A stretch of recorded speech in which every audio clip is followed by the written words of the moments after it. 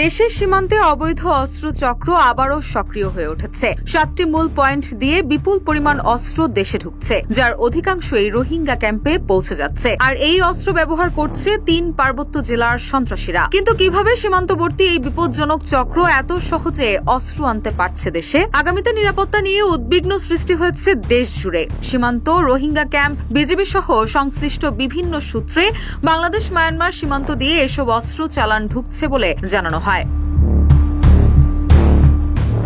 সাম্প্রতিক সময়ে মায়ানমার থেকে মাদকের সঙ্গেও আনা হচ্ছে অবৈধভাবে অস্ত্র। মানব পাচারকারী চক্র এ কাজে যুক্ত।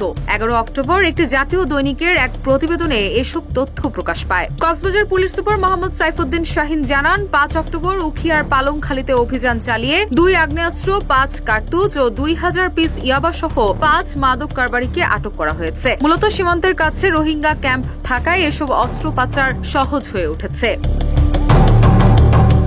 বিজিবির রামু সেক্টরের কমান্ডার কর্নেল মহিউদ্দিন আহমেদ জানান, মায়ানমারের অস্ত্র আনা হলে তা রোহিঙ্গা ক্যাম্পে নিয়ে যাওয়া হয়, তাই সীমান্তে নজরদারি বাড়ানো হয়েছে। এছাড়াও মাত্র কয়েক মাসের মধ্যে 22টিরও বেশি অস্ত্রের চালান আটক করা হয়েছে। সংশ্লিষ্ট বিভিন্ন সূত্র জানায়, বাংলাদেশ মায়ানমার সীমান্তের 271 কিলোমিটারের 7টি পথে অস্ত্র পাচার হচ্ছে, যার মধ্যে আছে 22 ফাঁড়ি, বালুখালী কাস্টমস ঘাট, পালংখালী ও নলবনিয়া।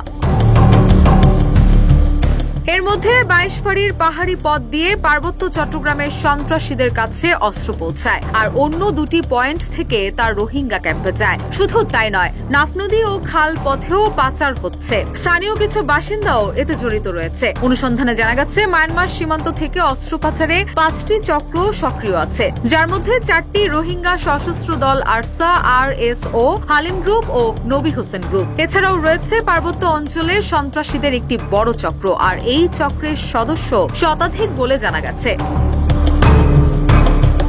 এদিকে র্যাব 15 ব্যাটালিয়নের অধিনায়ক লেফটেন্যান্ট কর্নেল কামরুল হাসান জানান, বিভিন্ন সময় র্যাবের নেতৃত্বে যৌথ বাহিনী রোহিঙ্গা ক্যাম্প থেকে নানা অস্ত্রশস্ত্র উদ্ধার করেছে। গত 1.5 বছরে র্যাব 15 অভিযানে 21টি বিদেশি সহ 1279টি অস্ত্র উদ্ধার সহ আটক করা হয়েছে 163 জন অস্ত্রধারীকে। নিরাপত্তা সূত্ররা বলছেন, সীমান্তে নজরদারি ও কড়া পদক্ষেপ ছাড়া এই হুমকি বন্ধ করা সম্ভব নয়।